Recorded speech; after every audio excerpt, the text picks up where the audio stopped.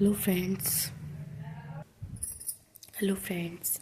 आप सब कैसे हो? आई होप आप अच्छे होगे।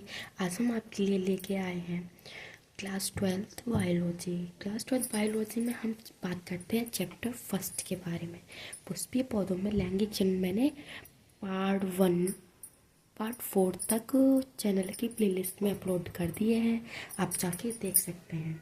हम बात करेंगे आज आवर्तबीजी पौधे मतलब एंजियोस्पर्म से आप क्या समझते हो।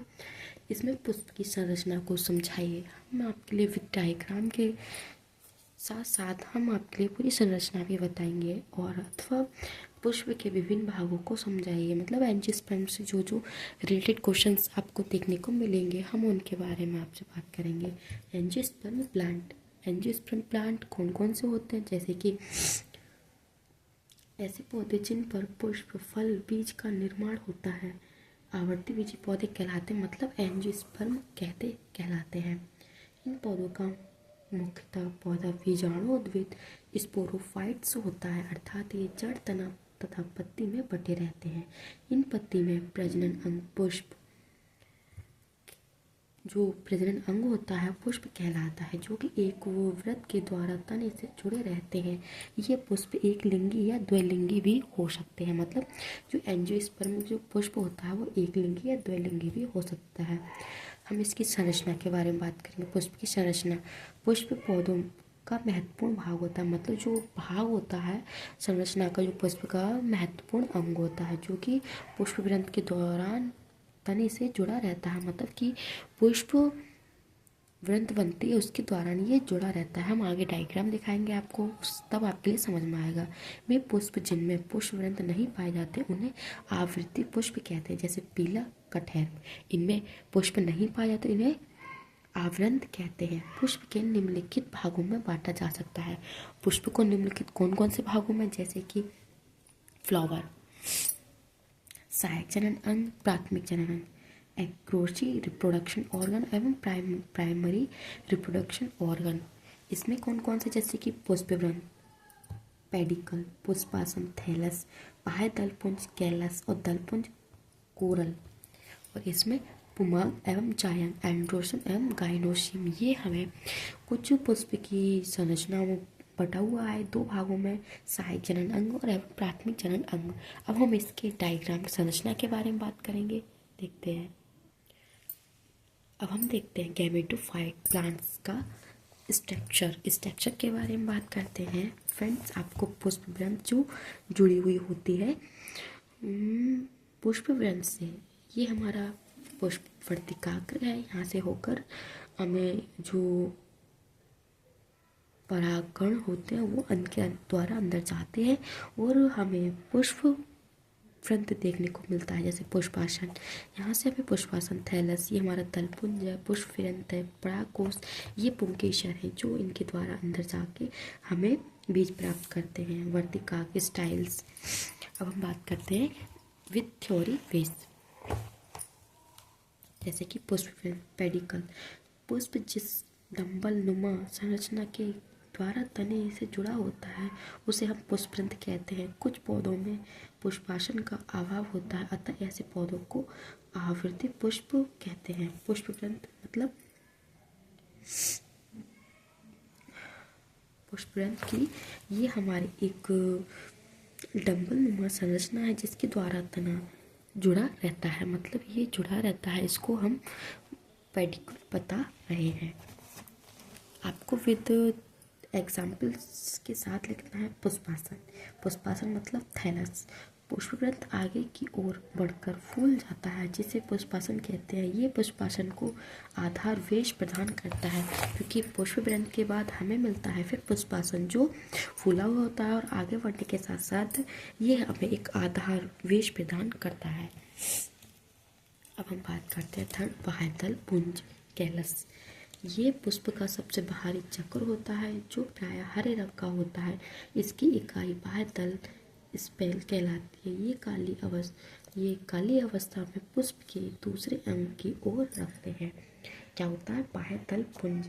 बाह्यदल पुंज से हम देख सकते हैं कि बाह्यदल पुंज ये हमारी देखने को मिलेगी। अब हम बात करते हैं दलपुंज, कोरल ये पुष्प का दूसरा चक्र होता है जो बाह्य दल पुंज के अंदर पाया जाता है। ये दल सुंदर, रंगीन, आकर्षण होता है ताकि कीट आकर्षक हो सके। इसकी इकाई दल होती है। दल पुंज, पेटल बोलते हैं। ये हमारा बाहरी आवरण के ये फूल होते हैं, इन्हें हम दल पुंज कहते हैं।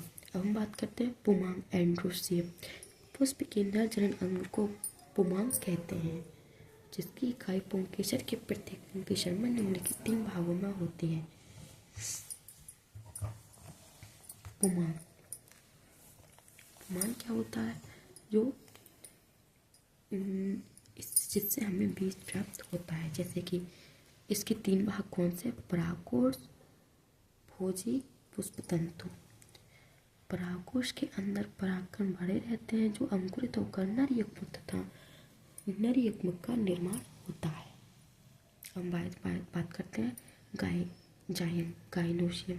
पुष्प का केंद्रीय भाग जायन कहलाता है। इसकी इकाई स्त्री केसर कहलाती है। ये पुष्प का मादा जनन अंग है। इसके निम्नलिखित 3 भाग हैं। कौन कौन से? वर्तिका, स्टाइना, वर्तिका, स्टाइल, अंडाशय, ओवरी। अब हम बात करते हैं इनके प्रकार, इनके नामों के बारे में। हम इनको किन किन नामों से प्रदर्शित करते हैं? इस अंडाशय वाले भाग से फल का निर्माण होता है।